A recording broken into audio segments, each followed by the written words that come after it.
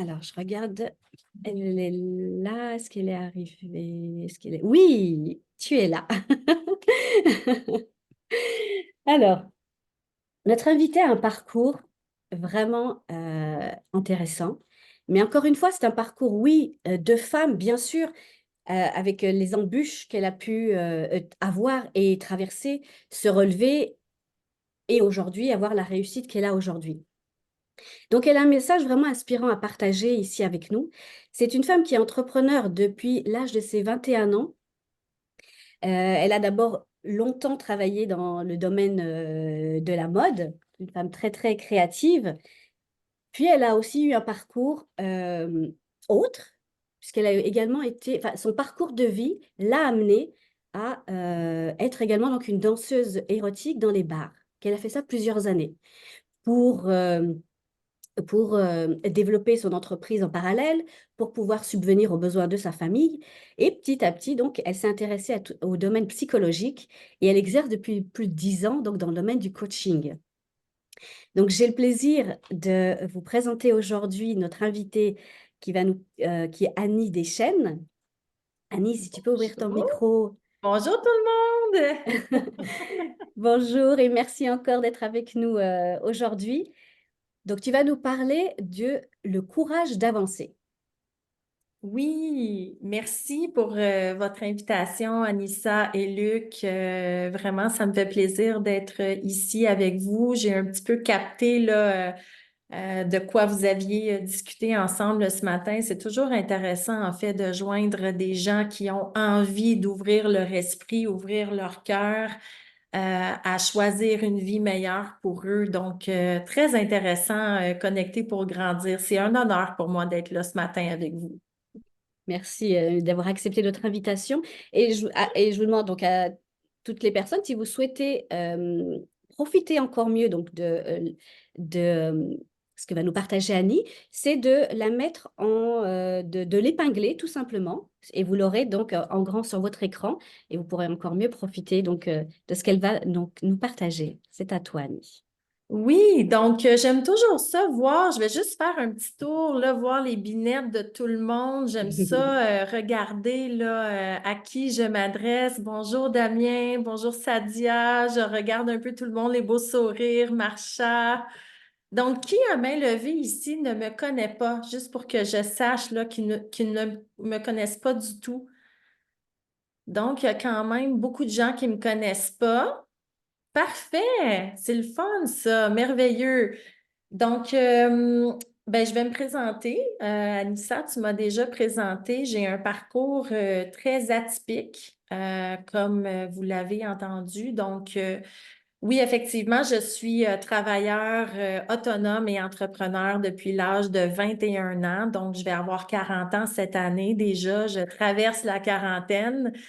Et juste pour vous mettre en contexte de qu'est-ce qui m'a fait basculer vers l'entrepreneuriat, ça va vous décrire un petit peu ma personnalité.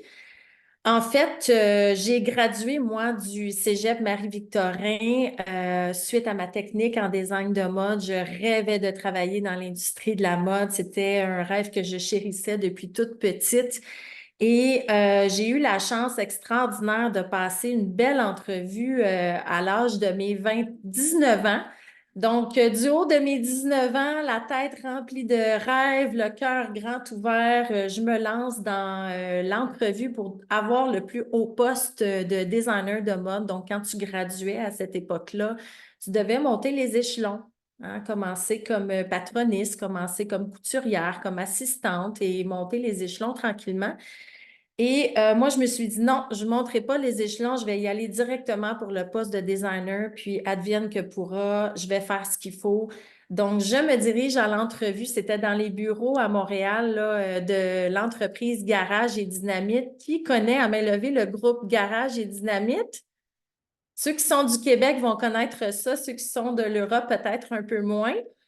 Donc, j'arrive sur les lieux et ce qu'on ne m'avait pas dit, c'est que l'entrevue durait une journée complète et que le poste était 100% en anglais. Et à cette époque-là, je ne parlais pas un mot d'anglais. Alors, je me suis rendue à l'entrevue quand même. J'ai vécu ma journée quand même du mieux que je pouvais. Et finalement, sur les 20 personnes qui ont passé l'entrevue, ils m'ont rappelé le lendemain pour me dire, tu n'as pas le poste parce que ton anglais est pas assez bon et que tu n'as pas assez l'expérience. Par contre, on a aimé ton audace, on a aimé le fait que tu ailles jusqu'au bout de tes limites, tu t'es débrouillé et on t'offre le poste d'assistante designer, qui est le deuxième poste le plus prestigieux dans ce domaine-là. Donc, j'ai commencé mon parcours, moi, tout de suite en sortant de mes études, à partir de l'âge de 19 ans, là, jusqu'à l'âge de 21 ans pour cette entreprise-là. J'ai adoré mon travail, vraiment. Ça a été toute une expérience qui m'a rendue bilingue aussi grâce à ce travail-là. Donc, je travaillais en anglais à tous les jours. Ça a été une grosse adaptation. Et un matin, je suis arrivée très tôt au bureau et ma carte magnétique ne fonctionnait plus. Donc, surprise de cette situation-là, j'attends que les gardiens de sécurité arrivent. J'étais plutôt au bureau parce qu'on avait du rattrapage à faire sur certaines collections et on était hors délai. Et pour apprendre finalement que j'avais été congédiée. Donc, aucun accès à mon bureau, aucun accès à récupérer mes choses. Mon ordinateur a été condamné et on m'a clairement dit, ben, tu retournes chez toi, puis d'ici 3 mois, tu vas recevoir tes choses par la poste. Puis c'est comme ça que ça se passe dans l'industrie, tu sais, pour éviter le copiage industriel, le copiage de contact aussi. Donc, tu retournes chez toi, tu es congédié, puis ça s'éteint là. Et ça a été une expérience très douloureuse pour moi parce que j'étais ce genre de personne-là très dédiée, dévouée, travaillante, acharnée même dans mon travail, puis je comprenais pas. Pour moi, ça faisait un non-sens, ça. Et plus tard dans la journée, ma designer avec qui je travaillais en équipe m'a téléphoné puis elle m'a dit, Annie, prends le pas personnel. La compagnie a licencié pratiquement tous les juniors pour réengager des étudiants à moindre salaire 2 ans plus tard. Donc, ce matin-là, on a été 22 employés juniors à été congédiés. Et ça a été un tournant dans ma vie. Je vous raconte ça parce que à ce moment-là précis, il y a une lumière qui s'est allumée dans mon esprit. Et ce que ça a eu comme impact à l'intérieur de moi, c'est que je me suis dit, plus jamais je vais laisser mon pouvoir à une autre personne de dominer ou de diriger ma vie. Ça, c'est terminé. Donc, à partir de maintenant, mon temps, mon énergie, mes ressources sont les choses les plus précieuses pour mon succès et ma réussite. Mon temps, mon énergie et mes ressources. Comment je vais utiliser mon temps, à qui je vais donner mon énergie et comment je vais utiliser mes ressources autour de moi parce que plus jamais je vais travailler comme salarié. Et du haut de mes 21 ans, j'ai toujours respecté cette promesse d'engagement-là envers moi et je ne suis jamais retournée salariée depuis ce jour. Donc, j'ai lancé finalement ma compagnie de fabrication de sacs à main de cuir et fourrure recyclée à l'époque. J'ai roulé ça pendant 2 ans. Ensuite de ça, j'ai ouvert mon commerce de vente au détail de vêtements pendant 4 ans. Et c'est là que j'ai commencé à travailler dans les bars pour m'auto-financer, donc financer mes projets. Et d'ailleurs, j'en parle dans mon livre nu pour ceux et celles qui n'ont pas lu mon livre. Là, si vous voulez connaître toute l'histoire de l'arrière-scène de cette transition-là qui m'a amené à choisir ce travail-là qui est très atypique pour autofinancer mes projets. C'est très intéressant parce que vous allez voir que je suis une femme qui a absolument aucun tabou et rien à cacher. D'ailleurs, je vous invite à me poser des questions là, si jamais vous avez des questions tout à l'heure ou simplement des curiosités. Ça va me faire vraiment plaisir d'y répondre. Et donc, j'ai travaillé dans l'industrie aussi de la sexualité, donc comme danseuse érotique pendant 9 ans. J'ai chevauché là, mon commerce de vente au détail pendant 4 ans. Et ensuite, j'ai dû fermer mon commerce de vente au détail. J'ai travaillé pendant quelques années seulement dans les bars pour me réorienter complètement dans un shift de vie en psychologie. Donc, ça fait maintenant là, plusieurs années que je travaille. Ça va faire 10 ans, en fait, cette année là, que je travaille dans l'univers de la psychologie. Et je suis de retour aux études aussi pour réaliser un autre rêve depuis 3 ans à temps partiel au baccalauréat en relations humaines et spiritualité, toujours pour approfondir, bien sûr, mes connaissances, mes notions. Je pense qu'une bonne entrepreneur, c'est quelqu'un qui marche le terrain.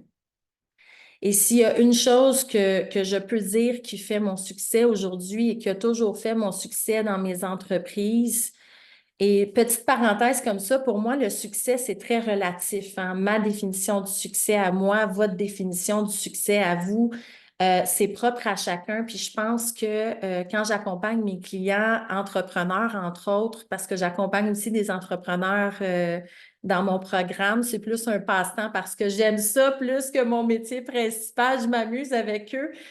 Euh, Ce que je réalise, c'est que souvent, nous manquons de clarté dès le départ dans nos projets, dans nos idées, dans nos entreprises. Nous ne sommes pas clairs avec nous-mêmes sur cette définition-là du succès. Et ça, je pense que c'est un problème majeur parce que si je ne sais pas qu'est-ce que c'est le succès pour moi, ben, je vais partir dans des actions, je vais me mettre dans l'action, dans le faire, je vais dépenser du temps, de l'énergie et des ressources financières, des ressources psychologiques, des ressources émotionnelles dans quelque chose qui est peut-être même pas aligné avec moi. Alors moi, ma définition du succès aujourd'hui, là, en 2024, ce n'est pas tant le chiffre d'affaires. En fait, c'est drôle parce que je reviens ce matin, j'avais des visites ce matin pour un projet immobilier. Je suis aussi dans l'immobilier avec mon amoureux. On fait ça parce qu'on adore l'immobilier. Donc, mon amoureux, là, c'est un gars de la construction recyclé en entrepreneur. Il est à son compte maintenant, donc on fait de l'immobilier pour nos enfants surtout. Et je jasais avec mon amoureux ce matin, puis je lui disais, tu sais, on vit notre best life en ce moment parce qu'on est exactement en train de vivre notre vie selon notre propre définition du succès. Et moi, ce que je veux aujourd'hui, c'est d'avoir du temps. Je veux avoir du temps pour moi tous les jours. Donc, à tous les jours, je prends ma marche, à tous les jours, je fais mon yoga, à tous les jours, je m'entraîne, à tous les jours, je fais ma petite sieste comme une vieille fille l'après-midi. C'est très important pour moi, ça.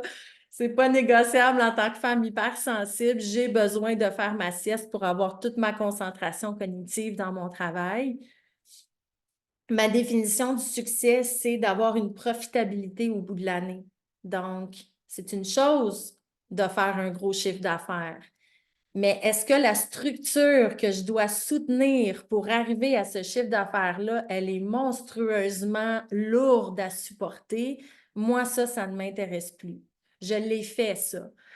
J'en ai testé des différentes entreprises. Mon entreprise de sac à main, c'est la raison pour laquelle je l'ai fermée, entre autres, parce que je fabriquais mon produit. J'avais mon atelier, donc je m'occupais là, de toute l'entreprise verticale au complet, de la conception à la fabrication, au PR, à la vente, et c'était beaucoup trop lourd avec un petit bébé. À cette époque-là, je venais juste d'avoir mon petit garçon qui aujourd'hui a 16 ans. Donc, pour moi, la profitabilité, ça fait partie de mon questionnement aussi au niveau de mon succès. Donc, si je veux faire, je vais vous dire des chiffrons là, comme ça, je préférerais, moi, faire 100 000 de vente par année, mais d'avoir 50 000 dans mes poches, avec une structure légère, que j'ai du temps pour moi, pour ma famille, pour mes proches, pour mes loisirs, et que j'ai une belle qualité de vie, que de faire 10 millions par année et de faire 200 000 clair dans mes poches. Comprenez-vous la nuance? Donc, cette notion de profitabilité-là, pour moi, c'est vraiment toujours dans ma ligne de mire. Donc, quand je suis en croissance, comme je le suis présentement, on est dans une très grande croissance immobilière aussi dans mon entreprise de coaching qui demande beaucoup de réinvestissement, qui demande du temps, qui demande à réfléchir aussi vers où je m'en vais. Est-ce que je la veux vraiment, cette croissance-là? Est-ce qu'elle est nécessaire, cette croissance-là? Est-ce qu'elle va me rendre plus heureuse, cette croissance-là? Donc, je pense que le thème de la conférence, c'est le courage d'avancer. Puis je ne voulais rien préparer d'avance aujourd'hui. Je voulais vraiment arriver avec mon cœur puis juste dire qu'est-ce qui est là. Je pense que d'être clair avec vous-même sur votre propre définition du succès, c'est très important parce que c'est votre ligne de départ et ça va diriger votre vision vers où vous vous en allez. Et ça, peut-être que vous m'écoutez en ce moment puis que peut-être que vous réalisez que c'est même pas clair pour vous. Qu'est-ce que c'est la réussite et le succès pour vous? Et peut-être même que vous m'écoutez en ce moment puis que vous réfléchissez à, ben, je suis pas certaine de prendre la bonne direction. Peut-être que j'aurais besoin de réévaluer la direction que je suis en train de prendre en ce moment et revalider, est-ce que c'est encore vrai pour moi? Est-ce que ça me rend encore heureuse? Et ça, pour moi, c'est quelque chose que je n'ai pas assez fait dans mes débuts, qui m'a coûté très cher en relation, entre autres. Parce que j'avais pas de temps pour mes amis. Tu sais, quand on est entrepreneur, on travaille beaucoup, on a la tête dans notre projet, on a l'énergie, le cœur dans notre projet. Donc, c'est important de se poser ces questions-là. Et aujourd'hui, je peux vous dire que je suis exactement sur cette croisée-là où est-ce que, au niveau temps, au niveau énergie, au niveau ressources, je me sens parfaitement alignée. Donc, souvent, je me fais poser la question, mais Annie, comment tu fais pour avoir comme 3 entreprises en même temps? Tu sais, là, j'ai de l'immobilier actuellement, j'ai mon entreprise de relations d'aide actuellement et cette année, j'en démarre une nouvelle. Donc, c'était mon projet 2024. Cette année, je reviens à mes anciens amours. Ça fait longtemps que je n'ai pas baigné dans l'univers du design de mode. Ça fait longtemps que c'est dans mon énergie. J'ai dit à mon chéri, that's it 2024.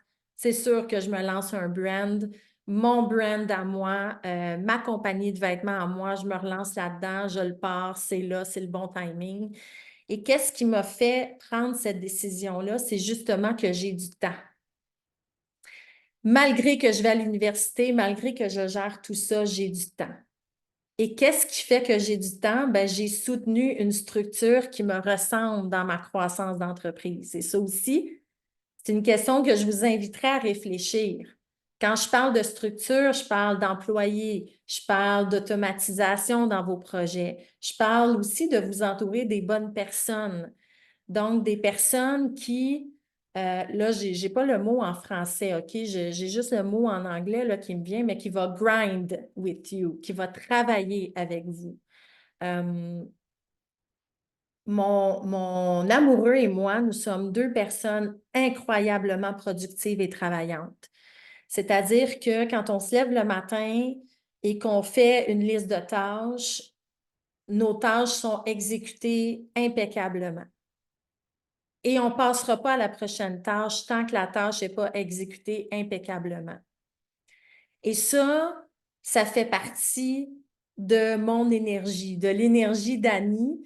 Et c'est quelque chose qui m'est apparu beaucoup, ça, dans les bars. Puis j'aimerais ça vous parler un petit peu de cet univers-là. Est-ce que ça vous va? Je suis-tu en train de vous endormir en ce moment? Pas du Non? tout, pas du tout. OK, parfait. Je vous vois prendre des notes, ça c'est absolument fabuleux. J'ai un très grand respect pour les humains qui prennent des notes et qui posent des questions, qui sont sceptiques, qui sont curieux. Je trouve que la curiosité, le scepticisme, poser des questions, s'informer, se renseigner, ce sont des qualités humaines qui vont vous amener extrêmement loin dans votre parcours.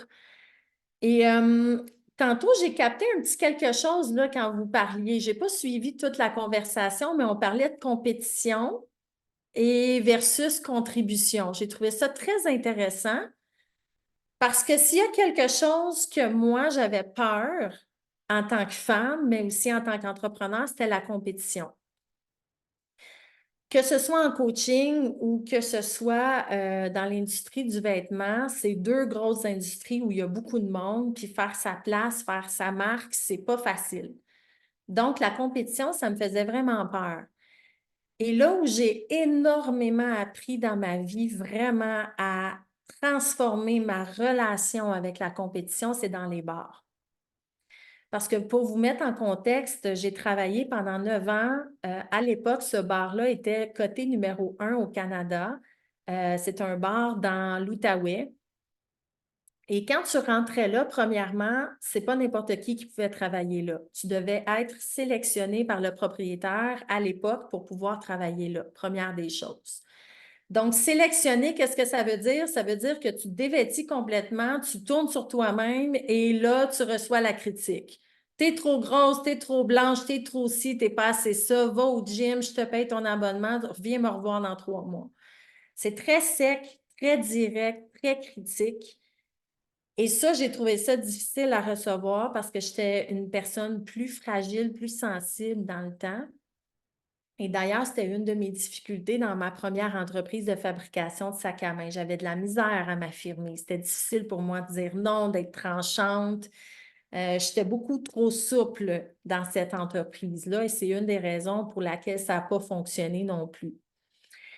Alors, j'ai fait ma place dans les bars et juste pour que vous sachiez un peu comment ça se passe, là, c'est que quand tu rentres dans un bar comme danseuse érotique, un bar très haut coté, tu es travailleur autonome parmi d'autres travailleurs autonomes, parmi les femmes les plus belles du monde. Donc, il y avait des femmes de partout dans le monde, toutes plus belles les unes que les autres. Et là, tu es un petit peu jeté dans la fosse aux requins. C'est-à-dire que si tu ne fais pas ta place, tu vas mourir. Tu ne feras pas d'argent, tu vas te faire humilier, ça va être la pire expérience de toute ta vie, tu n'aimeras pas ça, ça va être vraiment difficile. La compétition est à un niveau extrêmement élevé. Et donc, j'étais un petit peu jetée dans la fosse aux requins et j'étais, pour être bien honnête avec vous, très loin d'être la plus belle femme dans le bar. Et j'étais très timide et gênée. Donc, ce que ça m'a apporté, cette expérience-là, c'est si tu ne fais pas ta place et que tu ne trouves pas ta valeur rapidement, ce qui te rend unique dans ton identité à toi, ça ne marchera pas. Tu n'aimeras pas ton expérience et non seulement tu n'aimeras pas ton expérience, mais tu ne réussiras pas. J'ai compris ça rapidement dans ce domaine-là. Et j'ai compris aussi que ce n'était pas uniquement une question de talent. Et ça, vous pouvez vous le noter. Ce n'est pas une question de talent, ce n'est pas une question de beauté non plus, c'est une question de persévérance. Un, persévérance et deux, miser sur nos forces. Donc, juste pour vous dire, la première année, ça a été la pire année de toute ma vie. J'ai tellement vécu de moments de crise, de pleurs, de larmes, de manque de confiance en moi, de comparaison avec les autres femmes, de j'y arrive pas, c'est pas ma place, je ne réussirai jamais, je suis pas aussi belle, je suis pas aussi bonne que ces femmes-là qui font, mon Dieu, de la gymnastique incroyable sur leur temps de scène. Donc, je me dévalorisais beaucoup, beaucoup, beaucoup dans la comparaison et dans la compétition. J'avais de la difficulté à prendre ma place dans ce marché-là. Donc, posez-vous la question, est-ce que vous avez de la place à prendre, de la difficulté à prendre votre place dans votre marché à vous actuellement? Et ce que ce travail-là de danseuse érotique m'a appris va me servir pour le reste de ma vie dans toutes mes entreprises, c'est que ma grande force, ça a été ma persévérance. J'ai persévéré à apprendre. Tu veux faire des bons spectacles? Apprends. Choisis les meilleurs, va apprendre d'elles. Et c'est ce que j'ai fait. J'ai choisi les meilleures danseuses, j'ai payé des cours avec ces danseuses-là et je me suis formée. Apprends-moi à devenir une bonne danseuse. Apprends-moi à bien me présenter. Apprends-moi à bien marcher. Apprends-moi. Moi, je ne marche pas avec des talons hauts dans la vie, jamais. Je suis une fille vraiment tomboy en plus. Fait qu'imaginez-moi sur des talons hauts, ça a été vraiment d'un ridicule incroyable au début. Donc, j'ai été ouverte à comprendre que je n'avais pas le talent et que je devais me former. Première des choses. Deuxième des choses, j'ai été persévérante. Et troisième des choses, à force d'être persévérante puis de continuer dans le métier, je me suis rendu compte que mon identité, ce qui faisait ma force à moi, c'était ma personnalité, mon humour, mon autodérision, le fait de rire de moi, si je tombe parce que je trébuche parce que je ne suis pas habituée de marcher en talons hauts, par exemple. Ça m'est arrivé, ça. Donc, au lieu d'avoir honte, de m'en servir comme de l'autodérision. Ça, c'était ma force. De connecter avec les gens, c'était ma force. Donc, cette expérience de danseuse érotique-là m'a amenée à me connaître beaucoup plus en tant qu'humaine. Et ça me sert encore aujourd'hui. Parce que j'ai compris que ma force à moi dans mon marché, que ce soit dans l'univers de la relation d'aide ou que ce soit dans l'immobilier ou que ce soit dans mon brand de vêtements que je vais partir cette année, ben ma persévérance va toujours être là à mon service. Je pourrai toujours compter sur ma persévérance et je pourrai toujours compter sur mon ouverture à aller poser des questions et à me former. Et je pourrai toujours compter sur mon autodérision, sur mon humour, sur ma capacité à dédramatiser les choses, sur ma capacité à ne pas être parfaite puis à poser mille et une questions, de me donner le droit de me tromper. Donc, ce que j'ai envie de vous poser comme piste de réflexion aujourd'hui, c'est est-ce que vous vous connaissez bien en tant qu'humaine, l'humaine derrière l'entrepreneur ou l'humain derrière l'entrepreneur? Est-ce que vous vous connaissez assez bien? Est-ce que vous avez l'humilité de reconnaître vos difficultés et vos défauts? Parce que vos défauts, c'est exactement ça qui peut en ce moment vous bloquer dans l'avancement. Et par expérience, moi, ce qui me rend forte dans mon domaine, c'est qu'à chaque fois que je me vois dans un défaut puis que j'ai honte ou que j'ai de la difficulté à accepter ou à assumer ce blocage-là ou ce défaut-là, je m'en sers tout de suite pour le transcender. Parfait. Qui est mieux que moi dans ce défaut-là? Je vais aller chercher cette personne-là puis je vais m'améliorer dans ça.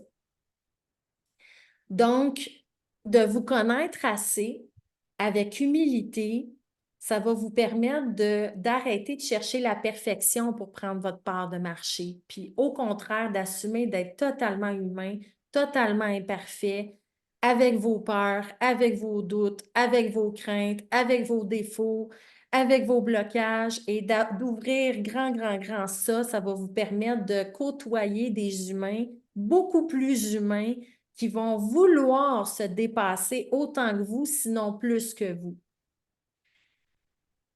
Et ça, je vous ai dit tantôt que ça m'a permis de faire la paix avec la compétition. Ce que j'ai appris au bar, c'est que la compétition, c'est sain. J'ai besoin de la compétition. Grâce à la compétition, je deviens plus forte et je m'améliore. S'il n'y avait pas eu de compétition au bar, je n'aurais pas acquis toutes ces skills-là. Impossible. Et je ne serais pas aujourd'hui devant vous en train de vous parler, c'est sûr que non. Ça m'a rendue plus forte. Donc, la compétition, moi, aujourd'hui, je la vois vraiment comme une précieuse alliée. Ça me permet de me dépasser, ça me permet de devenir meilleure, ça me permet de regarder des angles noirs dans mon entreprise que j'ai peut-être pas vus. Ça me permet de m'entourer aussi de meilleures personnes qui sont même meilleures que moi dans ce que je fais pour faire pousser et grandir mon entreprise encore plus.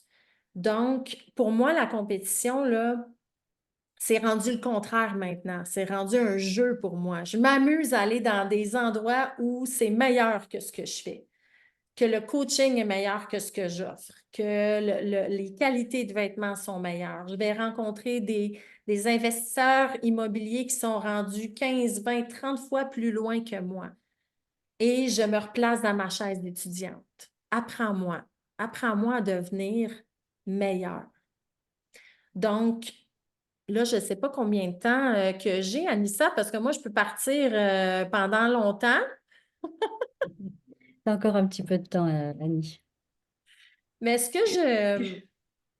Donc, si je résume ma pensée là, depuis tantôt, là, c'est que être clair sur votre définition de succès. C'est quoi votre meilleure vie pour vous?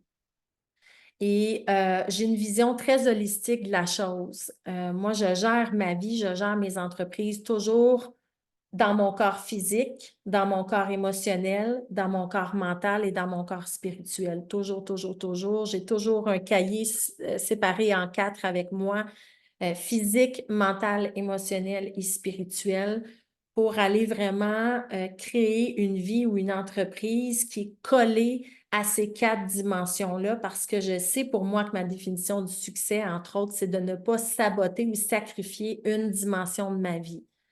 Ça, pour moi, Annie, c'est hyper important, OK?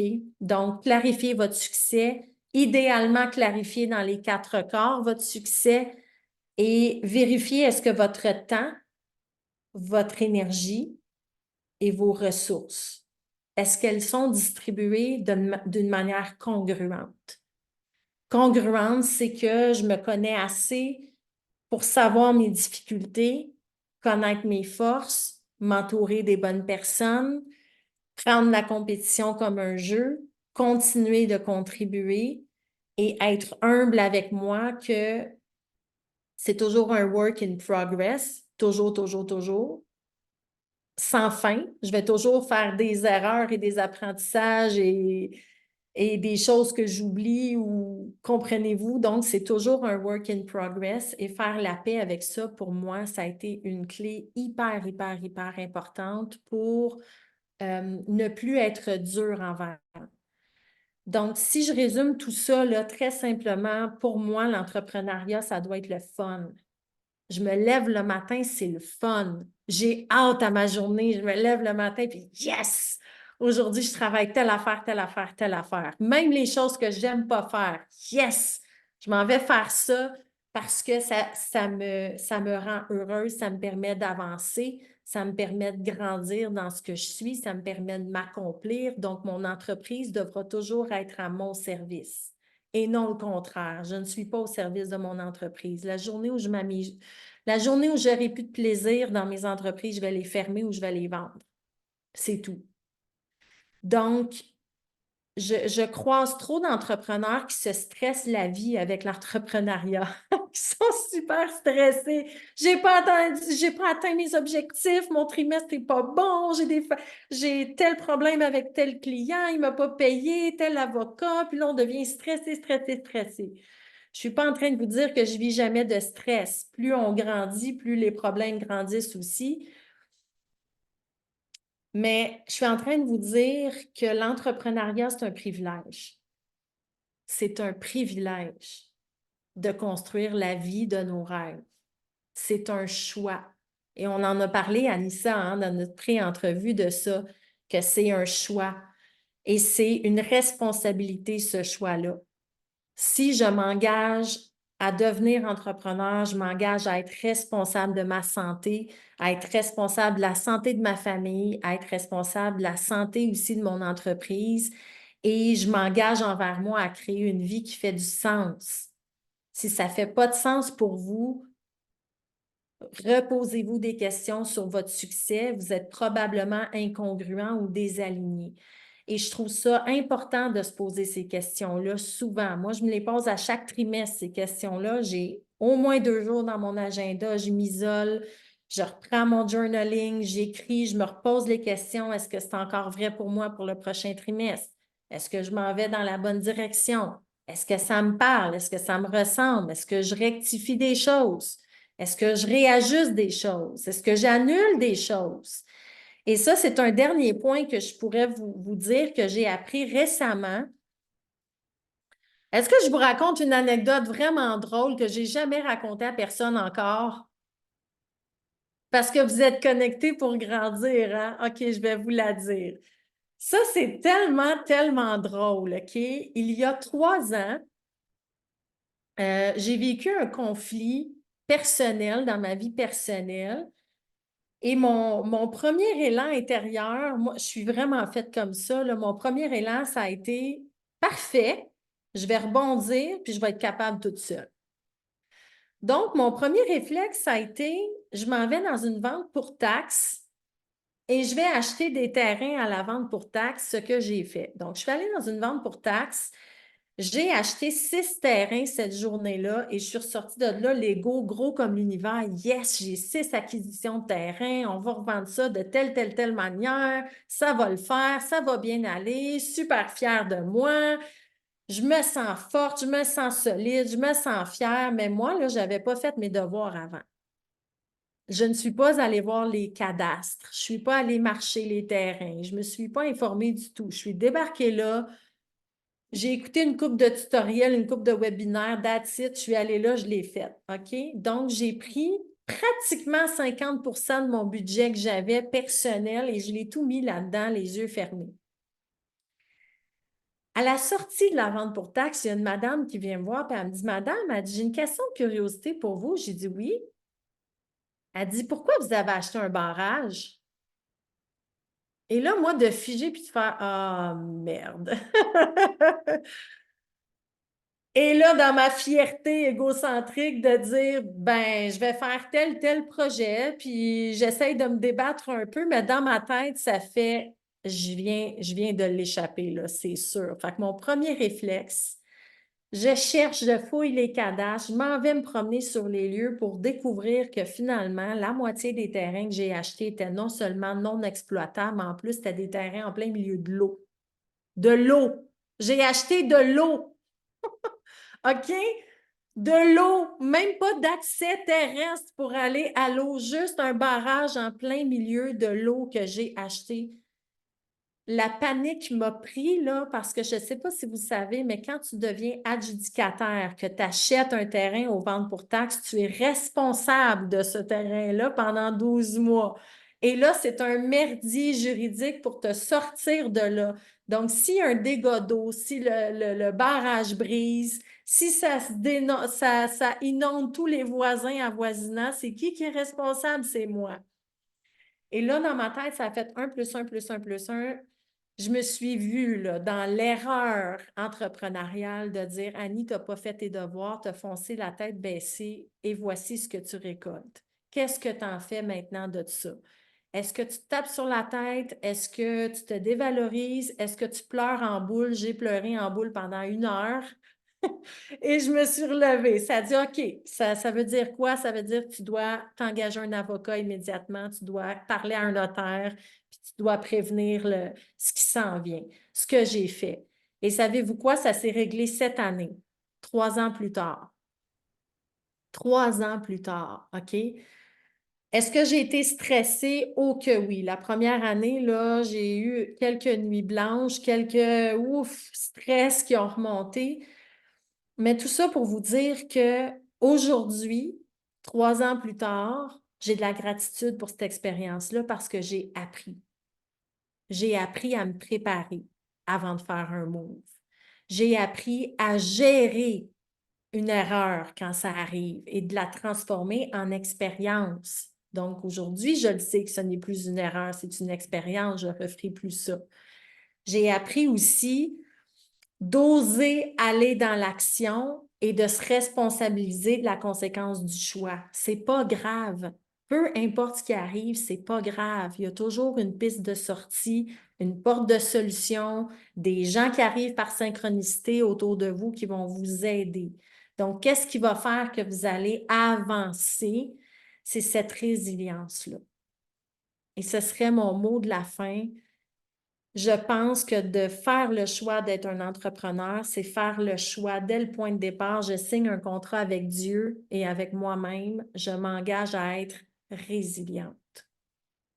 Parce que la réalité, c'est que ça se peut que mon entreprise ferme demain matin. Ça se peut que je fasse faillite. Ça se peut que je fasse des millions. Ça se peut que j'ai beaucoup de problèmes à gérer. Ça se peut que ça soit super facile. Ça me surprendrait parce qu'une entreprise très, très, très, très, très facile, ça n'existe pas. Plus vous allez monter des marches, plus il y a des défis à relever, plus on doit développer de la compétence. Donc, pour moi, c'est la résilience. Est-ce que je suis suffisamment résiliente pour accepter de marcher ce chemin-là, oui ou non? Et dernier petit point, mon amoureux était dans le domaine de la construction, comme je vous l'ai dit tantôt, depuis plusieurs années. Donc, lui, il a 48 ans, on a 10 ans de différence. Je suis 9 ans plus jeune. Il va avoir 49 ans, je vais avoir 40 ans cette année. Et il a parti son entreprise on the side. Tu sais, on the side, travailleur autonome, c'est un petit sideline. Bon, c'est pas vraiment une entreprise, tu sais. Puis quand je l'ai rencontré, ça faisait déjà 4 ans qu'il avait son sideline. Et je voyais tout le potentiel de son entreprise, tu sais. Et l'année dernière, on est allé en vacances et je lui ai dit, chérie, je suis jalouse de toi. parce que ton entreprise a un potentiel d'expansion 10 fois plus grand que le mien. Tu vas réussir beaucoup plus rapidement à grandir ton chiffre d'affaires avec une structure simple. Ce que moi, c'est moins possible dans mon domaine. C'est pas à cette vitesse-là. Tu as une possibilité d'hypercroissance. On a jasé de ça. Et je l'ai mis au défi. Je lui ai dit, est-ce que tu crois assez en toi? Est-ce que tu es assez résilient, persévérant pour mettre ton temps, ton énergie, tes ressources uniquement sur ton projet d'entreprise et quitter complètement la construction? Et dans sa tête, pour lui, ça a été très difficile comme dilemme parce que il s'accrochait beaucoup à son fonds de pension. Hein, je suis presque arrivée au bout de mon fonds de pension, mon amour, tu ne peux pas me demander ça, là. Et son chômage l'hiver aussi, fait qu'il était vraiment dans ses croyances très bien ancrées. Et le challenge qu'on a eu, c'est toute la discussion que je viens d'avoir avec vous. On l'a eu ensemble sur la plage l'année dernière, puis je lui ai dit, tu sais, moi, je vais toujours t'accompagner, peu importe ton choix, tu sais. Je veux dire, on est très heureux comme ça aussi, là. Il n'y a pas de souci, tu sais. On peut continuer comme ça, puis on est très bien. Mais je fais juste te challenger un petit peu. Et quand on est revenu de voyage, il m'a regardé bien sérieux, puis il m'a dit, sais-tu quoi, chérie, je l'essaie. Le pire qui peut m'arriver, c'est que je revienne en construction dans un an, puis j'aurais perdu un an, c'est tout. Je l'essaie. Et ça fait un an jour pour jour aujourd'hui, et il a fait 10 fois ses revenus avec la même structure à l'intérieur de 12 mois. J'ai plein de frissons quand je vous dis ça. Et ce matin, quand on jasait, il me disait, tu sais, ma chérie, j'aurais jamais, jamais fait le pas sans toi. Jamais, jamais, jamais, jamais. Et j'ai renversé la conversation. Je lui ai dit, ben, je ne serais jamais dans l'immobilier sans toi non plus. Donc, vois-tu comment on forme une équipe? Nous avons chacun nos forces, nous avons chacun notre place, nous avons chacun notre différence et nous formons une équipe. Et c'est comme ça qu'on avance, s'entourer des bonnes personnes, faire une équipe avec des personnes autour de vous. Et je vous jure que mon amoureux est émerveillé lui-même quand il se lève le matin de voir son entreprise grandir, grandir, grandir, grandir, grandir. Sa difficulté en ce moment, c'est de stopper la croissance parce qu'il n'y a pas assez de main-d'œuvre qualifiée pour supporter l'hypercroissance. Mais la résilience, c'est vraiment pour moi ce qui fait toute la différence. Autant dans mon couple, autant avec mon fils, autant avec mes amis qu'avec mes entreprises. Pour moi, c'est vraiment ça, la résilience, avancer ensemble. Parce que quand je me suis roulée en boule, là, après avoir acheté des terrains dans l'eau, là, c'est mon chum qui m'a ramassé à petite cuillère, puis qui me dit, garde, ça va bien aller, on va le traverser ensemble. Puis s'il faut que tu fasses faillite, tu feras faillite, c'est pas grave. On va se relever. Donc, voyez-vous, entourez-vous des bonnes personnes. Est-ce que vous avez des piliers dans votre vie à côté de vous? Ça en prend au moins un. Pas 20, mais au moins un pilier qui va avoir la solidité, comme Luc et Anissa sont un pilier un pour l'autre. Et je les connais depuis 2017, Luc et Anissa, ils travaillent fort. Ils travaillent fort l'un avec l'autre. Ce sont des piliers. Donc, avez-vous au moins une personne autour de vous qui peut être ce support-là pour vous, émotionnel, physique, mental et spirituel? Ça vous en prend au moins un.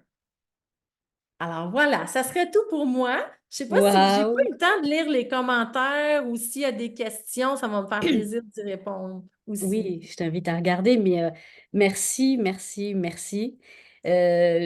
Pour celles qui le souhaitent, bah, qui avaient des questions, bah, n'hésitez pas. On a encore un tout petit peu de temps. Vous pouvez donc, par le biais de la réaction, lever une main pour pouvoir poser une question à Annie. Sinon, vous pouvez toujours la mettre dans la discussion, donc dans le chat, bien sûr. Il y a un petit commentaire, là, je vais te le lire, Annie, qui est de Nancy, qui dit... Donc, merci pour ton commentaire, Nancy. J'ose vous partager avec confiance. J'ai à transmuter mes peurs en confiance, la force de la confiance en moi et en les autres et en l'univers. Qu'est-ce que peut-être tu pourrais répondre à Nancy par rapport à ça, Annie? Euh, j'ai Elle le a à triangle de la transmuter. sécurité qui vient dans ma tête, OK? Le Mhm. triangle. J'ai pas un tableau blanc, hein? Je peux-tu partager mon écran puis Euh, faire un dessin? oui, oui, oui. OK, Attends, on va faire ça. on va te mettre ça.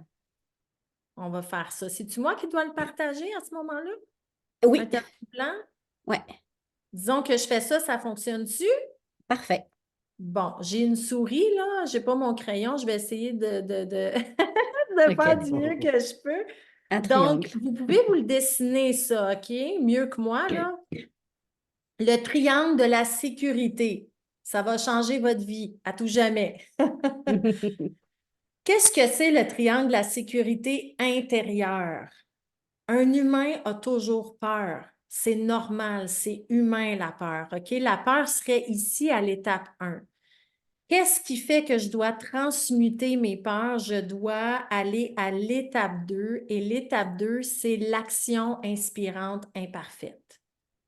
Je dois faire une action qui m'inspire, mais qui ne sera pas parfaite. Ça se peut que je me trompe, ça se peut que je tremble en faisant un live, ça se peut que j'appelle une personne puis qu'elle me dise non. Peu importe l'action que vous avez à faire, elle doit être inspirante et imparfaite. Ça vous amène à l'étape 2. Donc, de l'étape 1 à l'étape 2, il y a encore de la peur. C'est normal, ça fait peur de se mettre en mouvement et en action. Mais qu'est-ce qui va arriver si ici, vous vous mettez en action? Vous allez développer une nouvelle compétence. Le C pour compétence. J'apprends quelque chose de nouveau, j'ai un nouveau contact, j'ai moins peur de faire mon prochain live parce que j'en ai fait un déjà. Donc, je développe une nouvelle compétence. Et qu'est-ce que la compétence crée? Ça crée, hey, ça va vraiment mal avec une souris, hein? Ça crée la confiance. La confiance que vous recherchez, c'est le résultat d'une action inspirante imparfaite, du développement d'une nouvelle compétence et je reviens ici à quoi? Une nouvelle peur. La peur, c'est un cycle. Si vous attendez d'arrêter avoir peur, vous n'avancerez jamais, vous n'aurez pas confiance en vous. C'est impossible. La confiance, c'est le résultat de la peur qui se met en action, qui développe une nouvelle compétence. OK? La confiance, ce n'est que ça. Ça ne tombe pas du ciel, la confiance. La confiance, c'est une mécanique humaine. Et plus je tourne en rond dans ce triangle-là, c'est quoi le résultat? C'est la sécurité. Je me sens en sécurité parce que je l'ai fait une fois, deux fois, trois fois, quatre fois. Je sais que je peux le refaire 5 fois. Et qu'est-ce que la sécurité amène? Ça l'amène de l'estime de soi. Donc, quand j'entends des clients me dire oui, mais tu sais, je n'ai pas d'estime de moi, mais je les ramène au triangle. C'est quoi l'action inspirante, imparfaite que tu as faite dernièrement? Oui, mais je ne l'ai pas faite parce que j'ai peur. OK. Comment tu veux te permettre de développer des nouvelles compétences? Ben, j'attends de ne plus avoir peur. OK. Fait que là, tu es pris dans un cercle vicieux, là. Tu attends que l'estime arrive. Donc, les gens, souvent, ils attendent que l'univers les amène dans l'estime de soi pour avoir de la sécurité, pour ne plus avoir peur. Comprenez-vous? Ils essayent de faire à l'envers, alors que c'est tout à fait l'inverse. D'abord, j'ai peur. Ensuite, je fais une action inspirante imparfaite. Ça développe une compétence et ce triangle-là m'amène de la confiance en moi. Plus je me promène dans mon triangle, plus je deviens sécure. Plus je deviens sécure, plus je développe de l'estime de moi. C'est comme ça qu'on développe de la confiance en soi et de l'estime de soi. C'est un résultat d'une mécanique. Je vous donne un exemple. Si on me demande de faire une conférence devant 10 000 personnes en français, c'est sûr que j'ai peur. Je n'ai jamais fait ça. Mais je vais être quand même capable de la faire parce que j'ai déjà fait des conférences dans le passé. Comprenez-vous? Donc, la peur est là, mais j'ai quand même une certaine compétence parce que j'ai déjà fait ces actions-là de faire des conférences. Donc, je vais être quand même capable de me préparer puis d'avoir suffisamment de confiance en moi et suffisamment d'estime de moi pour pouvoir dépasser cette étape-là. Vous me suivez? Si à l'inverse, on me demande demain matin de faire une conférence en japonais devant un seul japonais, je vous jure que je m'effondre. Je m'effondre. Je me liquéfie devant la peur. Pourquoi? Ce n'est pas une question de quantité de spectateurs, c'est une question de compétence. Je n'ai pas acquis cette compétence-là. Je ne sais pas parler japonais, je ne sais pas c'est quoi leur culture, je ne connais pas leurs mœurs, J'ai aucune compétence avec le japonais. Je n'ai jamais fait d'action inspirante imparfaite avec le japonais. Donc, c'est sûr que je vais être terrorisée de faire une conférence en japonais que de faire une conférence devant 10 000 personnes en français. Comprenez-vous le triangle? Donc, plus vous allez vous autoriser à utiliser la peur pour aller dans votre triangle, plus vous allez vous bâtir une sécurité, plus vous allez avoir confiance, plus vous allez avoir de l'estime de vous, plus vous allez agrandir votre zone. OK? Et même, je vais vous partager un autre petit diagramme. Anissa et Luc, je vais essayer de vous trouver le lien puis de vous envoyer ça. Comment je peux effacer ça, moi? OK, voilà. C'est Csikszentmihalyi. Vous irez voir ça. Csikszentmihalyi. Je pense que c'est M-I-H-A-L-E. Csikszentmihalyi. C'est un des très, très grands chercheurs dans l'univers de l'entrepreneuriat, dans l'univers du coaching, dans l'univers du travail. Pour vous le résumer, là, ça aussi, ça va vous aider beaucoup, là. Ici, on a les défis versus la compétence. OK, c'est pas très clair, mon affaire, là, mais en tout cas. Dans la vie, on est un diagramme comme ça, tout simplement. Et Csikszentmihalyi, ce qu'il dit, c'est que toute notre vie, on va avoir des défis à relever. Vous êtes d'accord avec moi? J'apprends à marcher, j'apprends à parler français, j'apprends à parler anglais, je deviens entrepreneur, je deviens entrepreneur. Défi. OK? Donc, qu'est-ce qu'on doit faire pour résoudre un défi? On doit bâtir de la compétence. Comprenez-vous? Si je n'ai pas de compétences, exemple, je m'en vais faire ma conférence devant un Japonais, ben je vais me retrouver ici, là, anxiété dans le tapis, parce que le défi est beaucoup trop grand versus ma compétence. Comprenez-vous? Je vais être beaucoup trop anxieuse. La sortie de zone est beaucoup trop grande pour moi. Si je dis oui, je vais fragiliser ma confiance en soi. C'est ça qu'il dit Csikszentmihalyi. Si votre défi il est trop grand pour la compétence réelle que vous avez, vous êtes mieux de ne pas le faire pour votre cerveau. Sinon, vous risquez de cristalliser un trauma dans votre cerveau et de ne plus être capable d'avancer avec confiance après. Donc, l'idée, c'est de trouver le juste milieu entre ben, je ne paralyse pas dans la peur puis je me mets en action, mais je ne fais pas des trop grands défis pour la compétence que j'ai. Vous me suivez? Parfait. Si je reprends mon exemple de tantôt, je fais une conférence devant 10 000 personnes, je suis moins stressée parce que j'ai plus de compétences. J'ai plus de compétences sur ma ligne de compétences. Vous me suivez sur le diagramme? Parfait. Voici. Vous avez toutes et tous entendu parler de cette fameuse ligne-là, mais là, au moins, vous allez savoir aujourd'hui d'où ça sort. Comment s'appelle cette ligne-là, mesdames et messieurs? Roulement de tambour. Le flow.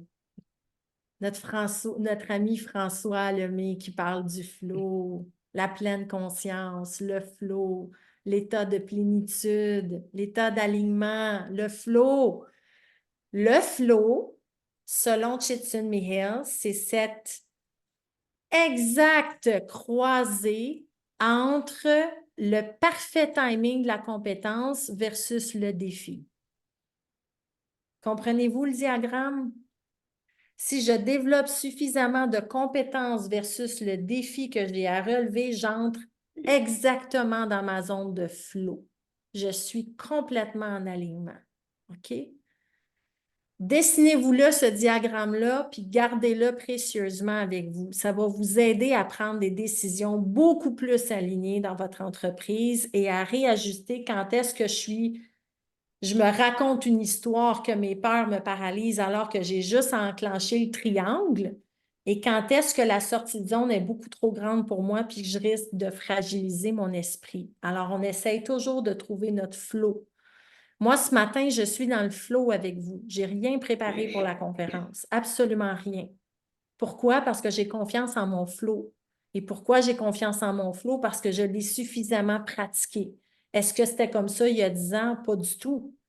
Voyez-vous, laissez-vous le temps d'avoir peur, de développer une nouvelle action inspirante imparfaite, développer une nouvelle compétence, et c'est comme ça que votre sécurité, votre confiance, votre estime grandit, et c'est comme ça que vous pouvez relever des défis de plus en plus grands. Est-ce que ça fait du sens pour Nancy qui avait posé la question? Oui, est-ce que oui? Est-ce que tu pourrais noter peut-être dans le chat comment s'écrit le nom de la personne que tu as nommée? Son nom de famille, il y a trop de consonnes, mais je vais noter ça ici, c'est Mihail.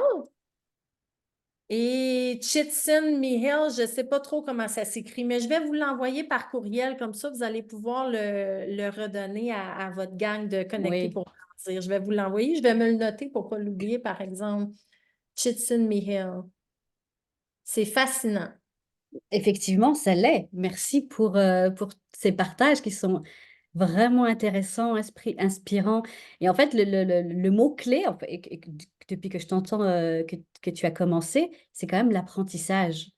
Et l'apprentissage est quand même une clé fondamentale pour tout développement et qui vient résoudre bien nombre des défis qu'on peut rencontrer. Parce que tu parles de compétences, mais les compétences s'acquièrent grâce à l'apprentissage Et l'expérience, et et l'expérience l'environnement, et les témoignages, et les anecdotes, effectivement.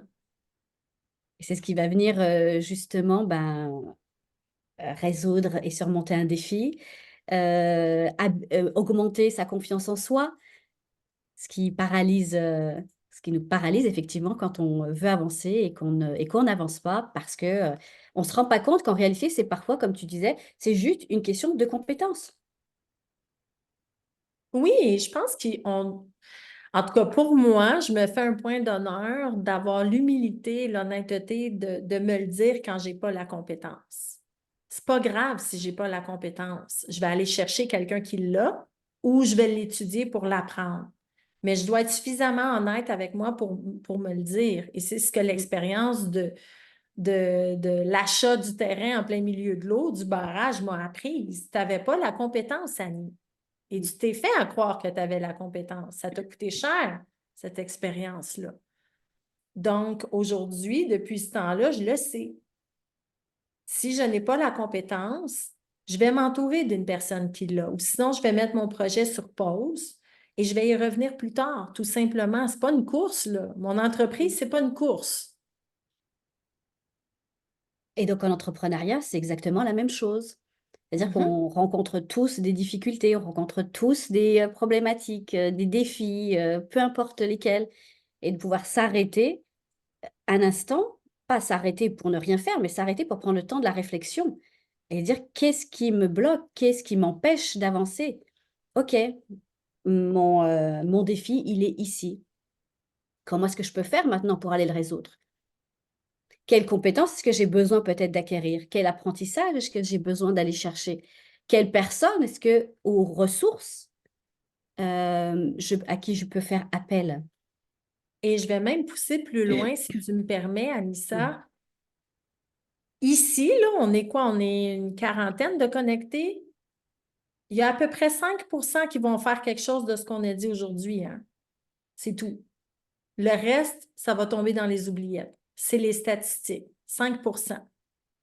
Donc, j'ai envie de vous brasser un petit peu puis de dire, ben, est-ce que vous allez laisser ça dans les oubliettes et faire partie du 95%, ou vous allez faire le choix de prendre toutes les notes que vous avez prises aujourd'hui et de vous engager envers vous-même, de faire au moins une action inspirante imparfaite en lien avec le contenu d'aujourd'hui et de vous engager à le reproduire dans le temps. Parce que qu'est-ce qui fait un changement? C'est la répétition d'un nouveau comportement. Sinon, il n'y a rien qui va changer. Vous allez être encore là dans un an dans la même situation.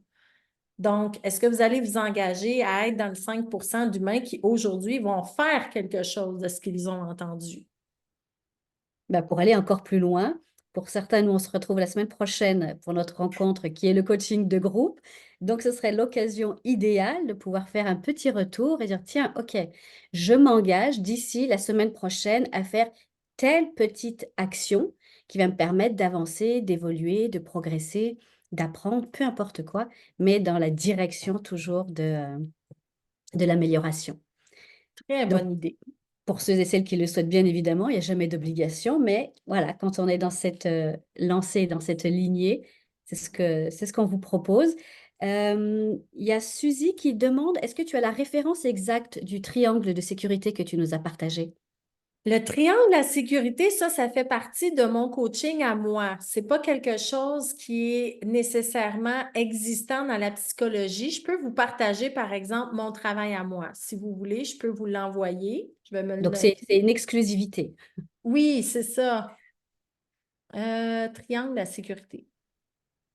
Je vais vous l'envoyer, Luc et Oui, Anissa. on transférera. Même chose pour Chitsun Mihiel, je vais vous l'envoyer avec plaisir. Super. Ah, tu Est-ce peux que répéter les 4 mots que tu as mentionnés. Les 4 corps, physique, mental, émotionnel, spirituel. Donc, physique, mental, émotionnel et spirituel. ce que je trouve intéressant dans ton... Si vous avez d'autres questions, hein, n'hésitez pas, bien évidemment. Dans ton parcours, c'est ce qu'on rencontre tous, bien sûr, mais ce qui est nécessaire aussi à faire, ce que tu as osé faire. Par exemple, je vais le nommer tel quel, mais se mettre à nu. OK, tu l'as fait dans un contexte particulier et précis, mais en tant qu'entrepreneur, il nous est parfois aussi, on arrive dans des situations qui nous obligent à nous mettre à nu. Alors pas physiquement, bien sûr, mais de façon aussi confrontante. Et se mettre à nu, ça veut dire, parler de soi. Ça veut dire oser se mettre en avant. Ça veut dire oser être authentique, oser être vulnérable. C'est aussi ça, se mettre à nu. Et en entrepreneuriat, eh bien, on n'a pas le choix de se mettre à nu parce que c'est ce qui va aussi nous différencier. On parlait de concurrence, de ne pas en avoir peur. Mais qu'est-ce qui va faire que justement on va pouvoir oser avancer? C'est en étant soi-même et en nous permettant, nous donnant l'autorisation et la permission d'être qui on est, ce qui nous différencie de chacun et chacune, en toute authenticité, vulnérabilité. Et c'est également ce qui va faire la différence face à nos interlocuteurs qu'on a face à soi. Donc de ne pas avoir peur aussi de se mettre à nu, même si juste le fait de le dire, ça fait peur. Et puis derrière, bah, c'est d'aller chercher, oui, les compétences et les ressources nécessaires pour être dans cette direction, je dirais, cette lignée de l'apprentissage.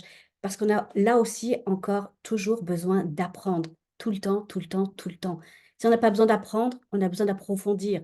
Si on n'a pas besoin d'approfondir, on a besoin peut-être d'aller finaliser quelque chose. Enfin, vous voyez, il y a toujours quelque chose qu'on peut encore améliorer.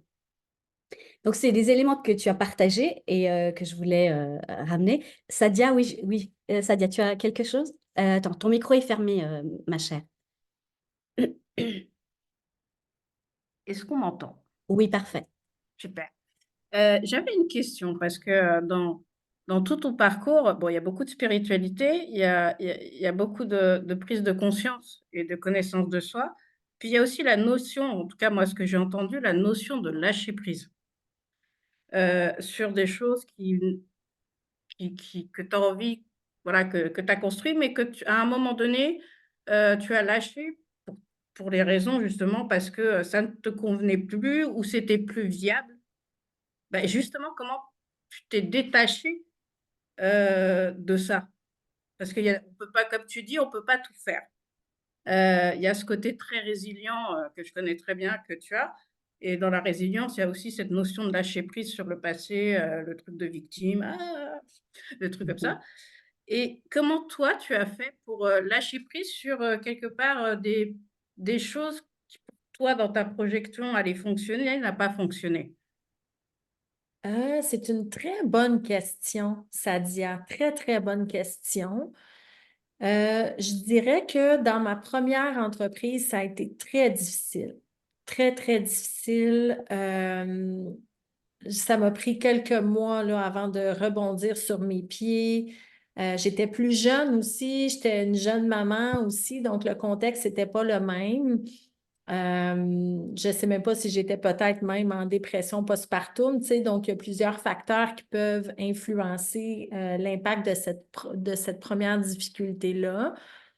Ce qui m'a aidé avec le temps à lâcher prise, c'est premièrement ma thérapeute que j'ai avec moi dans ma vie depuis plusieurs années. Ça va faire, mon Dieu, presque 14 ans qu'elle est dans ma vie. D'aller chercher de l'aide souvent, parce que lâcher prise, c'est pas facile, là. C'est notre bébé, notre entreprise, c'est notre bébé, là. Il met du temps, de l'énergie, des ressources. Donc, des fois, d'accepter qu'on est peut-être arrivé au bout ou que ça ne nous convient plus, ça demande un travail intérieur, ça demande un détachement qui se fait pas comme ça. Surtout si ça fait plusieurs années qu'on est dans notre projet. Donc, je répondrai à ta question en disant que ça ne se fait pas seul, ça. Et ça ne se fait pas non plus sur un coup de tête, hein. C'est une décision mûrie, c'est une décision réfléchie, c'est une décision alignée. Quand j'ai ce genre de décision-là à prendre pour m'aider à lâcher prise, justement, je dois vraiment m'assurer que j'ai ma congruence. Si je ne suis pas congruente, je ne peux pas lâcher prise.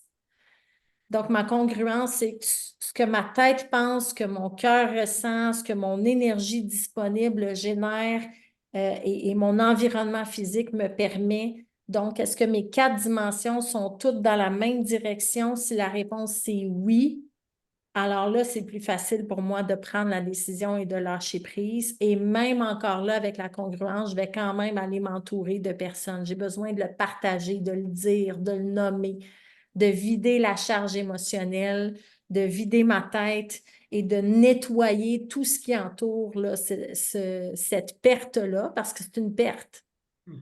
Je gagne autre chose, mais c'est une perte quand même. Et l'humain n'aime pas perdre. Donc, émotionnellement et pour le cerveau, perdre, c'est dur pour un être humain. Donc, je te dirais que je ne peux pas lâcher prise juste par le pouvoir de ma pensée. Pour moi, lâcher prise, c'est une organisation. Donc, je rencontre ma thérapeute plusieurs fois. Je nettoie tout ce qu'il y a à nettoyer, les blocages, les blessures, les peurs, les craintes, les doutes, tout ça. Et je m'assure de travailler ma congruence. Est-ce que je suis congruente avec ma décision actuellement? Je la mûris, je la réfléchis. Je me donne un 72 heures comme il faut pour faire le travail que uniquement concentré là-dessus. Et une fois que tout ce processus-là est fait, là, je peux me détacher. Parce que je sais que je suis allée jusqu'au bout de moi-même. Et si je fais tout ça, Sadia, et que je ne suis pas sûre encore rendue au bout, ben, je ne le fais pas. C'est parce que je ne suis pas prête, je ne suis pas rendue là, il y a quelque chose qui accroche encore, donc je ne pourrais pas lâcher prise. C'est impossible. Donc, je m'assure de faire le travail jusqu'au bout avant de pouvoir me détacher. Merci beaucoup. Une excellente question, hein, vraiment. Merci pour ta question, Sadia, et pour ta réponse, Annie.